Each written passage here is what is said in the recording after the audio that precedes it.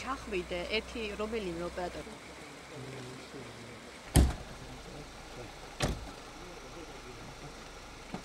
Давай. ეგ ახლა კიდე ხომ არ არის. რა? საათის კოტლებზე. აგის გადავარდი. ეტყობა გზა არ იყო გაკეთებული, რადგანაც ახლა მოსახლეობა როგორც შევიტყვი, საქონელი იყო გზაზე და გზას აცილება მისცა და ჩასკდა და გადავარდა. ერთი ადამიანი დაიღუპა, ერთი წაიყვანეს საავადმყოფოში. საუბარია ამ გზის შეკეთებაზე, გზის გაფართოებაზე. 2 წელი მიდის უკვე საუბარი. არანაირი პასუხი არაა. ოღონდ მათ გეარა დამთავრდა, სხვა არაფერი მოგითხვა არა.